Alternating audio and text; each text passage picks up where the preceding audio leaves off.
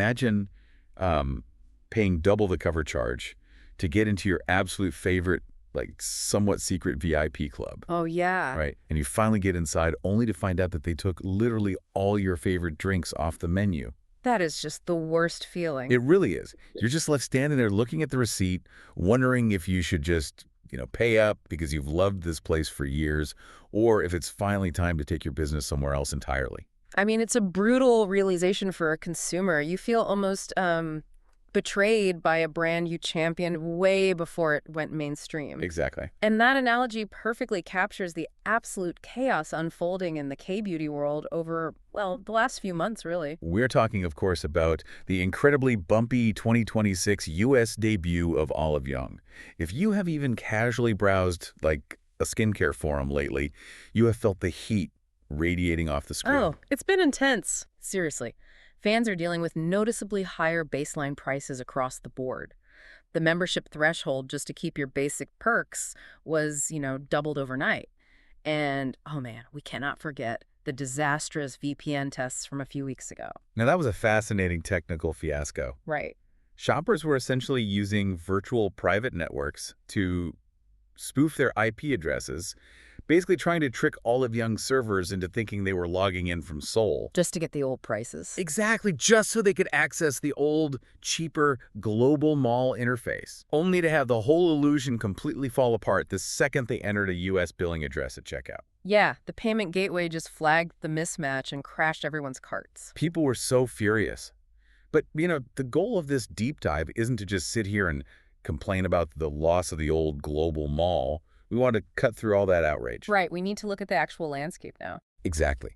Because we have our hands on a fantastic, incredibly detailed 2026 comparative analysis from Dewyfile. They ran the numbers, they tracked the supply chains, and our mission today is to answer the ultimate question for you.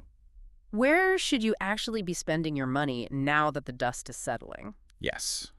So how are we breaking this down? Well, we're doing a strict three-way evaluation based on this Dewyfile data. We are putting Olive Young US head-to-head against two massive legacy alternatives, which are Stylevana and Yes Style. Okay, I like that. And we are completely bypassing those frustrating, well, it depends cop-out answers.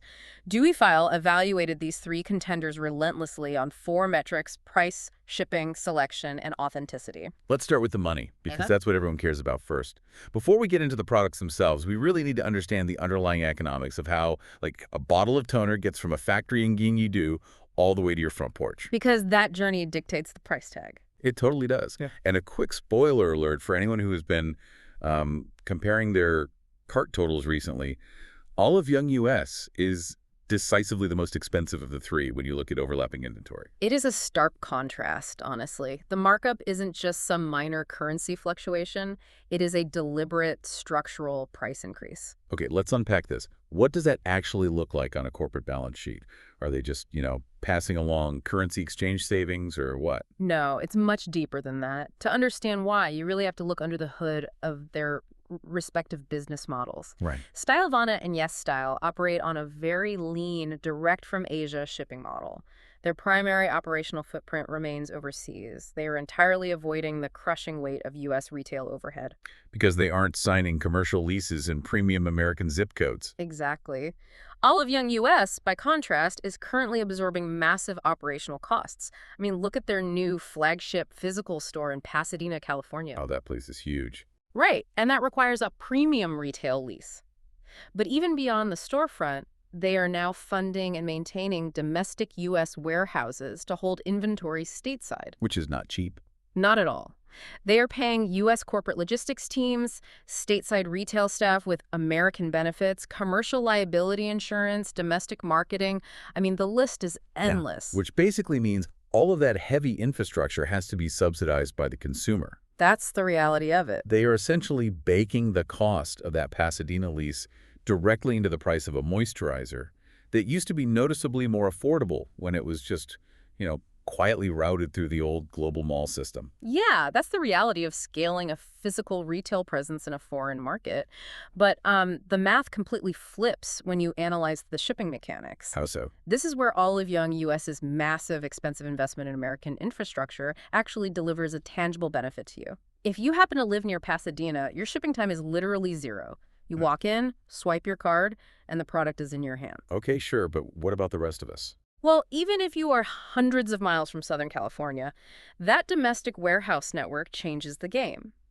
If you order from their U.S. online mall, that package is dispatching from a facility just a few states away. It's moving through standard domestic ground shipping. Right, which is pretty fast. Super fast. Compare that to the logistical hurdle of the direct from Asia model. Stylevana and YesStyle trade those lower prices for significantly longer international delivery windows. Yeah, they aren't putting your single bottle of sunscreen on a FedEx plane the moment you click buy. Exactly. Right. They utilize consolidated freight. So your order basically sits in a warehouse in Hong Kong until they have enough orders to fill an entire shipping pallet or container. Oh, wow.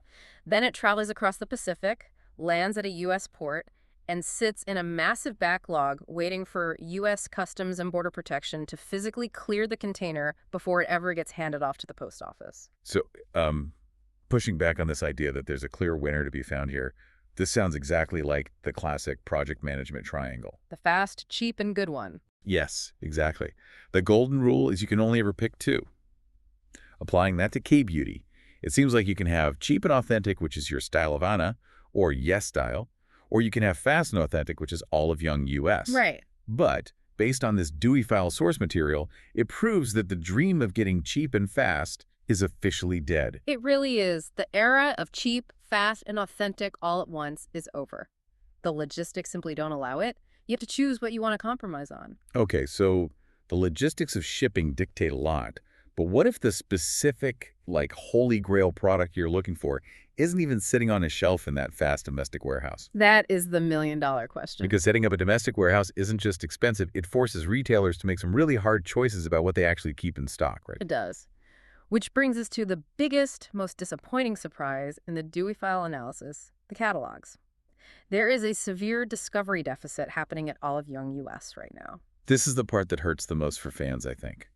Olive Young literally built its global empire on discovery. Absolutely. It was a destination for finding the most innovative, underground, indie Korean skincare, long before those trends ever hit Western beauty magazines. Yet if you look at the Olive Young US catalog right now, whether you're scrolling their app or physically walking the aisles in Pasadena, it is noticeably thin. It really is. They are missing a staggering amount of the niche, hard-to-find Korean exclusives that built their reputation.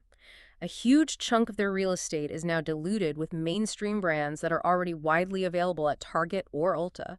So why does that happen? I mean, did they just lose their taste, or is there a mechanical reason they aren't stocking the good stuff? It's entirely mechanical. It's all about distribution rights and the harsh reality of domestic inventory limits. Interesting. Yeah, so when a Korean brand signs an exclusive U.S. distribution deal with a massive retailer like Ulta, that contract legally prevents Olive Young from selling that specific brand in their U.S. stores. Oh, I see. The old global mall bypassed this by technically operating out of Korea, so they existed in this sort of gray area. But now that Olive Young is officially operating on U.S. soil, they are completely locked out by those exclusivity clauses. While Stylevana and YesStyle just keep cruising right along, totally unaffected. Precisely. Yeah. Because they never built physical U.S. stores and never tried to play the U.S. distribution game, they didn't have to compromise. They maintain their massive, deeply Korean catalogs direct from the source. To give you a concrete example from the source material, let's look at the Eastbourne Silk Skin Layer Cushion. This is a perfect illustration of the problem. It's a glaring omission in the U.S. catalog. For those who know, Korean cushion foundations are legendary, and the Dewyfile analysis highlights the Eastbourne Silk Skin Layer Cushion Refill Set, which comes with 7 different shades in one kit. It's such a cool product. It really is. It's phenomenal for makeup artists, or honestly, anyone whose skin tone fluctuates throughout the year. It's a massive seller globally, and it's sitting right there on the global site. But if you try to find that 7-shade refill set on the Olive Young U.S. storefront, you will hit a brick wall. It's completely missing. Now, the U.S. storefront does carry a different version of the Eastbourne cushion, the SB42 PA++ version. Right. And just as a quick aside, that PA++ rating is simply the Japanese measurement system for UVA protection, showing how well it blocks the rays that cause skin aging. So you can get that basic SPF formula shipped domestically today. But the expansive, professional 7-shade kit that real enthusiasts are actually hunting for, gone. Exactly. What's fascinating here is the supreme irony of Olive Young's corporate strategy. By building this massive, highly visible physical presence to dominate the American market, they effectively neutralized their own strongest competitive advantage. Wow, yeah. They traded the thrill of unique product discovery for generic mainstream shelf space. Now, to be absolutely clear on one crucial point, we are talking strictly about selection here, not legitimacy. The Dewyfile report verifies that all three of these retailers, Olive Young US, Stylevana, and YesStyle, are authorized or direct sourcing retailers. That's a vital distinction. So authenticity is a guarantee across the board.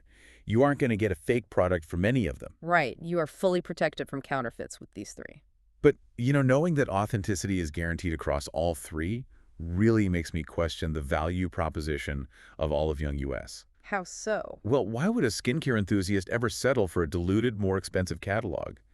If I know exactly what specialized serum I want, and I know Stylevana has it for 30% less, isn't Olive Young US reduced to being just a convenience store for skincare emergencies? That's exactly what's happening. Like, I'd only use it if I literally ran out of cleanser this morning and need a replacement before a flight on Friday? That is precisely the consumer behavior shift the data is tracking. Olive Young US is no longer the destination mall where you spend hours discovering new things. It is the high-priced convenience store you hit when you're desperate. Okay, but Olive Young US isn't the only retailer with domestic warehouses. If speed is the main priority, there's an elephant in the room we have to address, which is Amazon. Oh, Amazon. They promise endless selection and lightning-fast delivery. So why did Dewyfile exclude them from this three-way fight? Because you simply cannot run a fair apples-to-apples evaluation when the underlying inventory systems are fundamentally different. Yes, Amazon's shipping speed is unparalleled. If you have Prime, your products arrive in 48 hours. Which is amazing. It is, but that speed comes with a completely unacceptable level of risk for a product you intend to absorb into your skin. A counterfeit issue. It is rampant in the Kbeauty category.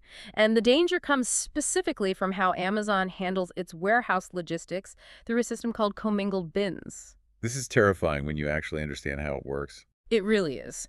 Let's say a legitimate, authorized seller sends 500 real bottles of a popular sunscreen to an Amazon fulfillment center. Okay. At the exact same time, a shady third-party seller sends 500 counterfeit bottles of that exact same sunscreen.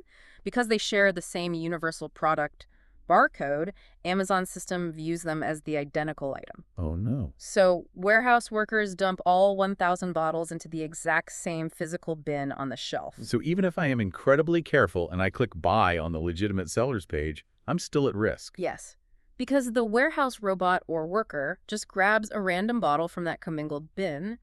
You could easily be shipped the counterfeit bottle supplied by the scammer. That is so wild. This is exactly why shoppers repeatedly report receiving products with inconsistent packaging, wildly different textures, or missing batch codes. Remind us what the batch code is again. The batch code is that little stamped string of numbers on the bottom of a bottle that lets the manufacturer track exactly when and where it was made. Counterfeiters often leave them off entirely just to save money on the printing process. Okay, here's where it gets really interesting for me, though. I want to genuinely push back on this idea that the risk is uniform across the board. Okay, let's hear it.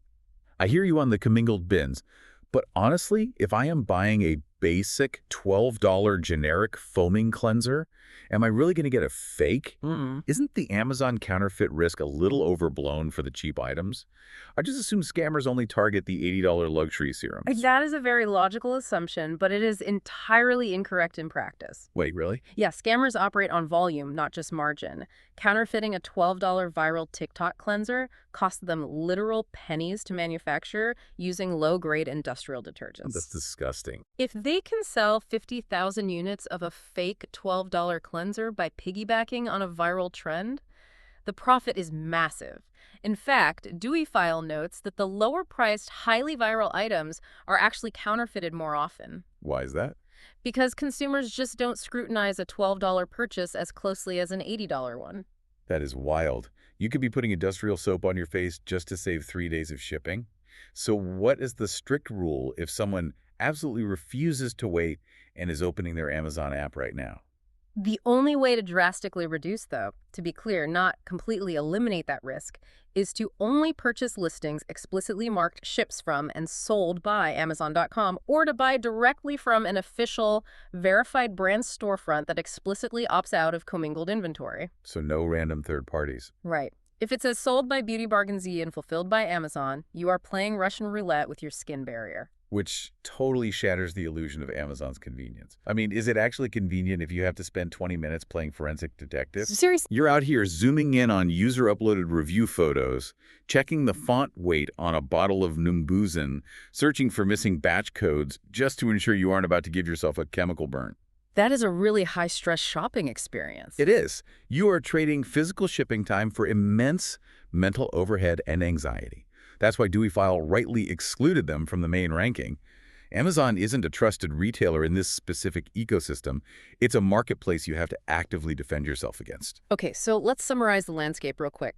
Olive Young US is struggling to maintain a deep, exciting catalog due to distribution rights. Right. Amazon is drowning in commingled counterfeit anxiety. Stylevana and YesStyle are cheap but painfully slow. What happens if a company figures out how to combine massive U.S. retail infrastructure with flawless authoritative curation? Well, then you have the 2026 plot twist, the wild card that is about to shake up this entire industry. You're talking about Sephora and Olive Young teaming up. Yes, it is a monumental strategic partnership launching this fall. Sephora and Olive Young are creating a dedicated, highly curated Kbeauty zone physically inside Sephora stores across the U.S., Canada, Hong Kong, and Southeast Asia. And they are focusing heavily on the exact items people are missing from the old global mall, right? Exactly. They're bringing in the heavy hitters like specialized PDRN serums. For anyone who hasn't encountered those yet, PDRN stands for polydeoxyribonucleotide. It's an ingredient derived from salmon DNA that is wildly popular in Korea right now, right? Yep, salmon DNA. It is massive for its ability to rapidly repair a damaged skin barrier and boost elasticity. It's exactly the kind of highly sought advanced formulation that has been frustratingly hard to find domestically. But wait, Sephora already tried to conquer Kbeauty on its own and failed miserably. Just 2 years ago, in 2024, Sephora completely exited the South Korean market. It did. They closed up shop and left because Korean consumers vastly preferred the localized, high-turnover, aggressive curation model of Olive Young. So how does this new partnership actually change anything? If we connect this to the bigger picture, it changes everything because of the corporate leverage involved. Sephora basically realized they couldn't beat Olive Young's merchandising speed and cultural authority. Makes sense. So instead of trying to fight a losing battle, Sephora is essentially importing the very team that defeated them. Huh. It's the ultimate, if you can't beat them, invite them over to completely redecorate your house strategy. That's exactly what it is. It's a brilliant synergy. It solves Sephora's biggest weakness, which is a lack of genuine Kbeauty credibility. And simultaneously, it completely bypasses Olive Young's U.S. distribution nightmares. Because they don't have to build the stores. Right. Olive Young doesn't need to sign 1,000 commercial leases to build stores across America. Sephora already owns the premium mall real estate. They just hand Olive Young the shelf space. Which raises a massive question about the future. Does this upcoming fourth option completely invalidate our current three-way battle? It just might. Because if I could just walk into my local mall Sephora this November, get Olive Young's expert curation, skip the international shipping weight, and potentially avoid the Olive Young standalone store price markup, I mean, why would I shop anywhere else? That is the development the entire industry is holding its breath for. If Sephora and Olive Young can use their combined purchasing power to undercut the prices at Olive Young's standalone U.S. stores, while keeping that deep indie curation, I mean, it will disrupt the entire landscape. So what does this all mean for you right now? We've walked through the crushing logistics of international shipping, the anxiety of Amazon's commingled bins, and the reality of U.S. distribution rights stripping away our favorite catalogs. It's a lot to navigate. It is. So let's build a tailored, actionable framework so you know exactly where to put your money. It all comes down to a single question: what are you optimizing for? Exactly. Let's break it down. If you want the lowest possible price and you demand access to the absolute deepest, most niche catalog of Korean exclusives, and of course, you possess the patience to let a cargo container clear customs, your clear winners remain Stylevana or YesStyle. Definitely. But if you are having a legitimate skincare emergency, you need the product in your hands today, you want to test the texture in person, And you were willing to pay a premium markup to subsidize a Pasadena retail lease. Your winner is Olive Young US. Spot on. And if you are looking for what might be the holy grail balance of all these factors, trusted, cutting-edge curation combined with domestic convenience, zero counterfeit anxiety, and a massive physical footprint, you might want to hold onto your wallet and see what this Sephora rollout actually looks like this fall. It's a wildly transitional time to be a consumer in this space. Hmm. But understanding the mechanics behind these storefronts means you aren't just blindly reacting to price hikes or slow shipping times. You actually know how to navigate the system. You do. But as we watch this massive Sephora and Olive Young partnership take shape, there's one final, slightly concerning thought I think we need to leave everyone with. Oh, what's the concern? Well, think about the sheer scale of what they're building. If Olive Young becomes the sole exclusive tastemaker for Sephora's massive North American footprint, what happens to all the incredible, innovative indie Korean brands that don't get picked by Olive Young's merchandising team? Oh, wow. That is a terrifying thought for product discovery. It really is. The beauty of the old global mall and the current direct-from-Asia retailers is the democracy of choice. Any indie brand could find an audience. Right. The market decided. Exactly. If we consolidate all of that market power into one giant corporate partnership, are we trading the wild, exciting freedom of the open market for a highly curated but ultimately closed-off walled garden? Are we letting one single corporate team dictate what American consumers are allowed to buy? That is the real million-dollar question. Because at the end of the day, you have to look around that VIP club and ask yourself, are you still here because you actually love the music they're playing, or are you just here because they're the only ones who control the velvet rope?